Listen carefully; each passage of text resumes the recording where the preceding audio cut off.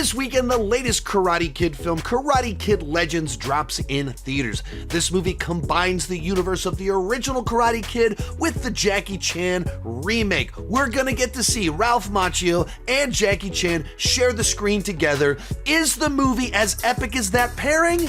Let's talk about it. Hi, my name is Sean, and I love to talk about movies and TV way too much. With that in mind, go ahead and join me down below in the comment section. Let me know, what did you think about Karate Kid Legends, and let me know your background with the franchise. Are you just someone that watched the original film? Are you a Cobra Kai fan? Are you brand new to the world of Karate Kid? This is the first one you checked out. I'd love to know what you thought about it, and I'd love to know that point of reference. One more thing before we get started. This weekend, I will be at Fan Expo Dallas on the 30th and the 31st. Friday night, I'm hosting two different panels, How to Grow a Nerdy YouTube channel, as well as one talking about hot takes, a live video recording for this YouTube channel. If you're in Texas, if you're on planet Earth, I'd highly recommend you find a way to be there. I'd love it for you to come out to the panels. If you see me just walking around, I'd love to meet you. Let's get started with the good. And if you're not aware, I'm a lifelong fan of Karate Kid. Then I was a massive fan of Cobra Kai, and it became a show that I watched with my daughter, which has been a lot of fun over the last several years. And my first movie webpage, way back in the late 90s, was a Jackie Chan fan webpage. So going into this movie right here, there's so many things about it that are just very much my thing. I love martial arts films, I love sports movies, and the idea of merging all of this stuff together in the Karate Kid franchise, all of that, it's just my kind of thing. And is it fun to see Jackie Chan and Ralph Macchio on screen together? Yeah, it is. And they have, a little bit of playful back and forth, like, no, we do it like this. No, we do it like this. Well, this is how we do it in California. This is how we do it. And there's the fun banter that you want to see. Of course, Jackie Chan is always so charming and charismatic and playful. It is able to bring a levity to the films that, of course, you want to see. But, some of the big surprises in here is that our new Karate Kid is also, very charming on screen. Whereas someone like a Daniel was just so kind of obnoxious and always kind of provocative wherever he goes. Or Julie, a next Karate Kid, could be very just so abrasive. This is like a good-natured kid that is he's fun, he's jokes around, he's self-aware, and so he has a lot of positive traits kind of going into it. And then our actor as well is very physical, which allows him to do some cool martial arts when he gets in all the sequences and everything like that. There's a romance in here, and, it's charming enough of little complexities of high school relationships. And so, you like it enough. It's fun to see Joshua Jackson in a movie, and I watch it with my daughter. It's like, hey, that's the guy from the Mighty Ducks, and now he's in this, and, He's kind of fun as this dad that has his own issues and conflict and story in the movie. So some nice little touches like that. As for the martial arts itself, this is the most action-packed of the movies in the Karate Kid franchise. There's several different parts that have some very cool shots. One they keep playing in the trailers where he jumps off a wall and grabs a ladder or something, flips off of it. It's a cool shot. It's staged really well. It's a long shot. And so there's a number of things like that in here that are very cool. Now, as much as this is my kind of thing, and I like Jackie Chan, I like the franchise, I like underdog stories, it's all the kinds of stuff that I like. But is it a good version of those things? Not just is it, if you like pizza, if someone gives you pizza, you like it because you like pizza. But is it a good pizza? Is it fresh pizza? Is it cooked well? Has an interesting flavor combinations to it? This is made of a bunch of stuff that I like, but is it a good Karate Kid movie? Is it just a good movie in general, or is it a superficially entertaining film that's a little bit charming, largely on the strengths of the cast? This is not a good Karate Kid movie. It's not all that good of a movie, but it is superficially watchable, so let's move on to the mixed aspects of the film. On the mixed aspects, there's just a few things I want to talk about here. First one, a bunch of people are asking, do you need to watch Cobra Kai before you watch this movie? No, not at all. There is a connection to Cobra Kai in the film. There's a bit that Cobra Kai fans will appreciate, but it's the sort of thing that it's nothing that you need to see to understand the movie. People always ask, is there a mid or post-credit scene? There is a credit scene. It's right at the beginning of the credits, though, so you'd have to stay and wait. Once the actual credits start, you can leave.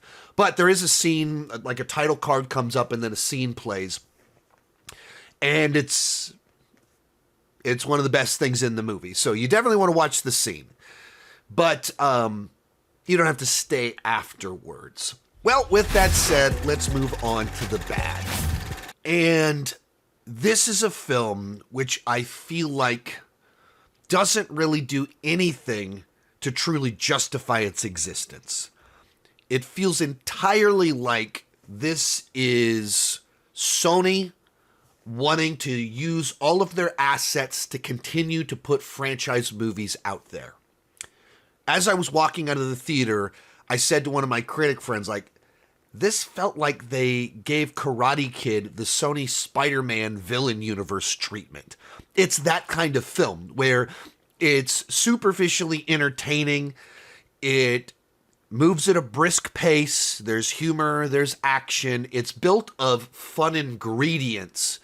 But is it actually good? No, not really. And much like the trailers for the Sony Spider-Man-less universe films, the trailers for this movie are fairly misleading. They sell it as something that it's really not.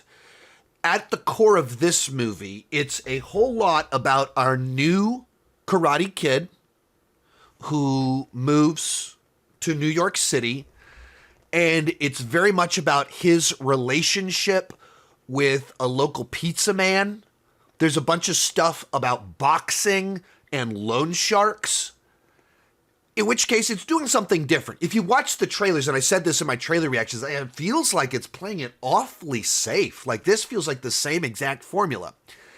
And those beats are in the movie, but it wildly misrepresents the film because the whole middle section of this movie isn't about our guy being bullied, and it's not about him training for a tournament. It's about this boxing guy. Like, it's this whole other thing. And so when you stop and think about it, this movie is by far the shortest Karate Kid movie in like 94 minutes. And it has like twice as much plot because we have the person moving. There is bullying. There is a romance. And then we have a plot about a pizza shop, about loan sharks and debt, about a boxing tournament. And then the ingredients that eventually lead to this stuff happening where there's another tournament and there's more training. There's so much plot, and there's more action than ever, but it's 94 minutes long. In which case, the film feels like it's basically just almost montaging through its entire story because it's moving so fast. There's no room to breathe. There's no room for emotion, for character moments. And, like, Jackie gets a little bit more time and a little bit of a purpose in the story, kind of. But by the time you get to the point that our mentors show up to help our Karate Kid, it's just like montage, training, montage, fight, training, montage, brief little moment to say some little piece of wisdom, move on to back to training. I mean, everything with Daniel feels like we are just flying through it, just rushing to get through the scenes. There's not a moment with Daniel in this movie that is allowed to breathe and allows him to feel like an actual character present in the movie. He doesn't really have a purpose in the film. There's not a justification. Like, the movie comes up with a pretty good explanation for why there's a connection between Miyagi and Han in the two family lines. Like, you go, oh, that's kind of interesting. A movie about that would be pretty cool. That's not what this movie is at all. Like, not remotely. It's just an excuse so that we can have this poster. It feels like they had a script that did not, this was just remake 2, 2010 part 2, did not have Daniel in it. And then they went, but people get mad if we don't put Daniel in there. And we can do a pretty easy rewrite and add him and squish him in here. Here's our excuse. And it feels like they're just squishing him in here. You could remove him from this movie entirely. And it has less of the key jangling. It doesn't have, it's fun to have him in there. It's fun to have Daniel and Han interacting. It's fun. Jackie, Ralph, that's fun. I get it. But on a story level, he does not have a purpose in the film. He does not need to be there.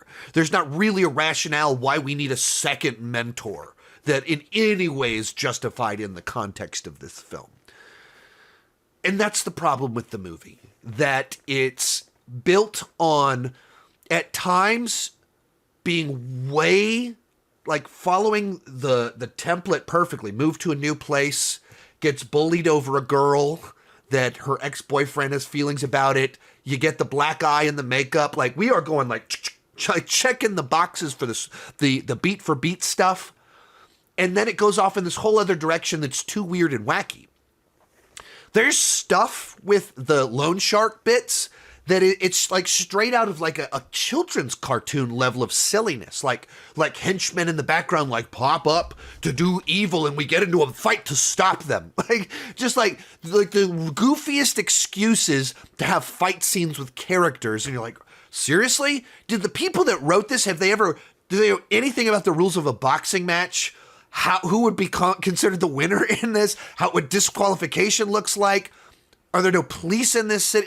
It's the sort of thing where it just feels like they just made crap up with no basic knowledge to anchor the story in a believable reality while setting it in what is meant to be a fairly realistic New York City. And the thing to me that bothered me the most about the film, because generally speaking, a film like this is very watchable for me as just a movie in and of itself. It's totally inoffensive. But it's a Karate Kid movie. And the original film, I think, is very special. And I think what they were able to do with Cobra Kai was very special. And they actually tapped into the heart of the original film of what the franchise was all about. And this doesn't really even try to have any sort of heart to it. The original Karate Kid is not primarily a martial arts movie or a sports movie. It's a coming-of-age story. It's a father-son story. It's about a son in need of a father in need of a son, and this deep connection that is formed and finding confidence. And it's a very powerful story because of that.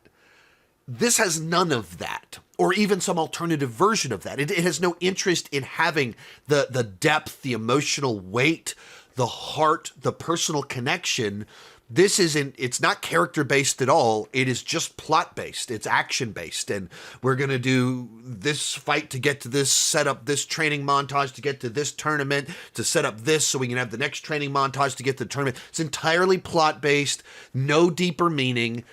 And Karate Kid and Cobra Kai, I think, is better than that. It's better than just a bunch of charming actors delivering some funny lines and doing action. That's not what Karate Kid and Cobra Kai. It was always more than that. And that's why Cobra Kai could convert it into a comedy and still make the fans very happy. The cranky old men like myself embraced Cobra Kai because it understood the heart of Karate Kid. It just moved it into a new genre and had a new tone. This movie kind of has its own style, but just abandons the heart and the meaning entirely in order to be like, hey, look, they're on screen together. The universe is colliding. There's more action than ever. See? But it's just superficial. And Karate Kid and Cobra Kai deserve better. And the fans deserve better than just a superficial whatever this thing is. Here's what my daughter had to say. What did you think about it? I actually liked it. I really liked the romance, and it was faster paced than the original Karate Kid movies. That's fair. They're really slow. I did think that Daniel LaRusso was kind of shoved in there, though, because like he didn't have that much time in there. There's no plot reason for him to be in the film. Like, it's the sort of thing where they went, I mean, we can find an excuse to put him in here and it'll sell more tickets for marketing reasons. But on a plot level, he has no purpose being in this movie. I don't really like Daniel Russo, but I would honestly prefer the movie without him being in there. With the plot that you're talking about with the pizza guy, I liked it. She loves pizza. That's probably why. Personally, as a Cobra Kai fan, there was a part that I really liked, which was probably my favorite part of the movie, which isn't really a good sign. As the old man watching it, I left very disappointed. The new generation had a lot more fun with it, but go in with very moderate expectations. In particular, if you want to see a lot of Daniel in the movie, that's not what this is. Real quick, before I share my final thoughts, be sure to join me down below in the comment section. Let me know, what did you think about the movie, and give me that point of reference. Also, I've done a bunch of coverage of Cobra Kai in the past. You can check out all my reviews rankings somewhere around here. And this weekend, I will come back with a new updated ranking of all of the Karate Kid movies, with Cobra Kai as a whole thrown in there as well. And once again, if you're on planet Earth, be sure to come out to Fan Expo Dallas this weekend. I do have panels on the 30th, Friday night. Love to meet you there. This was one of my most anticipated films of the year, and it is guaranteed to be on my most disappointing films of the year list. It is entirely watchable. If you have fun with the movie, I totally understand. My 11-year-old, she enjoyed it. She found it much more watchable than the classic Karate Kid movies because those are slower paced. This is a much faster paced movie. But I think it just completely lacks any sort of heart. It is so concerned with flying through its plot points that it never pauses to breathe, never pauses to have emotion or true character moments. And so it feels like you're utterly wasting our two legacy characters that are returning. It feels like it's just checking the mandatory boxes for what has to be in a Karate Kid movie, and then just doing some very weird stuff with the Karate Pizza Man preparing for a boxing match to fight loan sharks or whatever. It goes off in very weird directions. So this, to me, did not really work. Overall, it's a C. It is a 6 out of 10 on the entertainment scale because I like this kind of thing. You can just wait to stream this movie. There's nothing here that's worthy of rushing out and paying big dollars to see on the big screen, unfortunately. The worst part about going negative is I think there is an interesting story to tell that would actually be about the connection between Miyagi and Han and their different paths and bringing them back together. That's just not what this movie is. This is just superficial entertainment, just trying to sell tickets using Ralph Macchio on a poster with Jackie Chan. And that is discouraging and disheartening to me as someone that loves so much of what is in this poster.